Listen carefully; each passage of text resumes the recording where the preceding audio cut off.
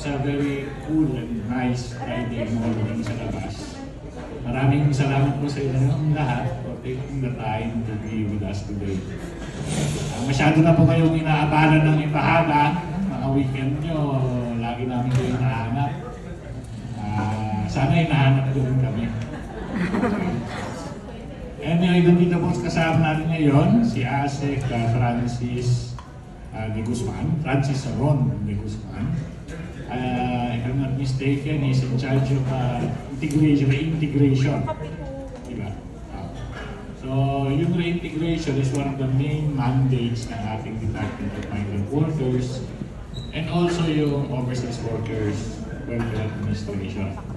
It is a critical part ng ating matawag na migration cycle. Nag-uumpisa sa pre-deployment hanggang sa deployment hanggang sa eventual return sa Pilipinas. The idea behind reintegration, the way I understand it, is that pag-uwi ko, sana naman umangat na yung pamumuhay. After all the years that you have spent abroad, the hope is that umangat na. And you will have opportunities para umangat pa lalo. So, yun po yung I think major lessons. So I understand Mr. Ron is here today to consult with you. Actually, di ba alam anong gusto niyang malaman sa inyo. Pero I'm sure na marami siyang plano para sa inyo at sa mga ibang kababayan natin. The DMW has been working very hard to formulate and develop programs for OFWs, and these consultations I think is an important part of that process. So wag po kayo magatubiling magsalita.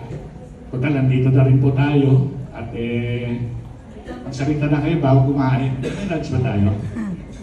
Pagsalita na kayo bago kumain, dalawa kayo pagkakain na antukin na kayo, ginagay magsalita. So sabihin nyo na lahat ng gusto nyong sabihin habang nandito po si Asek. And I think their group, tatlo po sila actually. Kasama po si Director Tabu, tsaka si Atty. Mark Joseph. Ang artista yung pangalan, Mark Joseph. Di ba? Nandito sila for consultation, even in smaller groups. So while they are here in Kuwait, take advantage to communicate or to convey yung inyong concerns, yung inyong ideas, kasama na inanakit ko sa embassy kung meron. Marami namin dyan galit dahil itugulo namin weekend nyo. Tapos ganyan tayong pagkain. Diba? So, gamit nyo yung pagkakataon na ito. Maraming salamat po. At para kay Asek, welcome po to Kuwait. First time po dito. This is first time to Kuwait. So let's welcome him and his companions. Good morning sa inyong lahat.